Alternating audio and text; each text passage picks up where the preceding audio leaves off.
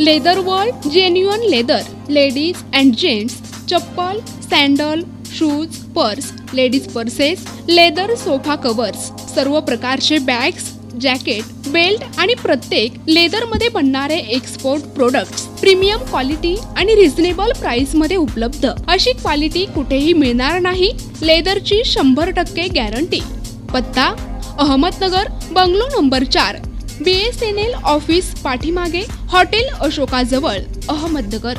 संपर्क क्रमांक 9604 32 78 63। छत्रपती संभाजीनगर, निशा बाफना प्लाझा, आकाशवाणी समोर, राज क्लॉथ स्टोअर्स जवळ, जालना रोड, छत्रपती संभाजीनगर। संपर्क क्रमांक 92 84 14 65 54। नांदेड लोकसभा निवडणुकीत महाविकास आघाडीचे उमेदवार वसंतराव चव्हाण यांना जिल्ह्यामध्ये सकारात्मक प्रतिसाद मिळत असून विजय निश्चित होणार असं रवींद्र उर्फ बंडू चव्हाण यांनी विश्वास व्यक्त केला आहे। महाविकास आघाडीचे उमेदवार वसंतराव चव्हाण यांचे सुपुत्र रवींद्र उर्फ बंडू चव्हाण यांनी दिनांक 15 एप्रिल रोजी धावती भेट देत स्थानिक पत्रकारांशी संवाद करत आपण जिल्ह्यात प्रचार करताना महाविकास आघाडीची स्थिती खूपच अनुकूल असून प्रचंड मतांनी महाविकास आघाडीचे उमेदवार वसंतराव चव्हाण निवडून येणार असल्याचा विश्वास यावेळी त्यांनी दर्शवला।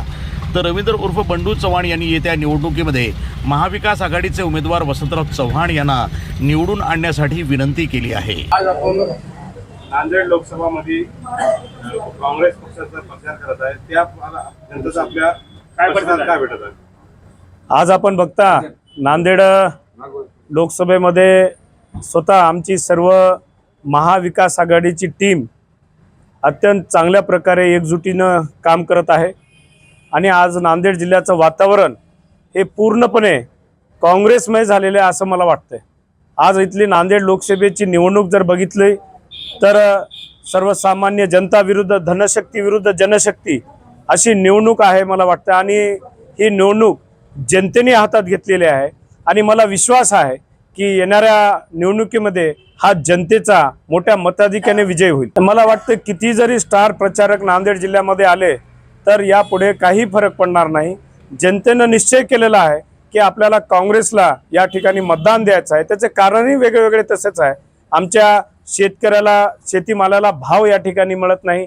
आमचे बेरोजगार युवक त्यांनी जी आश्वासनं दिलेली आहेत, मोठे मोठे एवढ्या कोटी नोकऱ्या तेवढ्या कोटी नोकऱ्या आम्ही दरवर्षी देऊ आणि विशेष म्हणजे नांदेड जिल्ह्यामध्ये एकही मोठा कारखाना या ठिकाणी भाजप सरकारला मागच्या 10 वर्षामध्ये उभारता आला नाही। ही शोकांकिता नांदेड जिल्ह्याची आहे। बघा 7-12 हा कोणाचाही नसतो आणि 7-12 मला वाटतं हा जनतेचा असतो। कैलासवासी डॉक्टर शंकररावजी चव्हाण साहेब यांच्या विचाराचा हा नांदेड जिल्हा आहे आणि निश्चितच जनता त्यांच्या विचारावर चालणारी आहे आणि येणाऱ्या काळात काँग्रेसला या ठिकाणी बहुमताने मताधिक्याने निवडून देणार। प्रतिनिधी अमोल टेकले, NTV न्यूज मराठी, मुदखेड, नांदेड।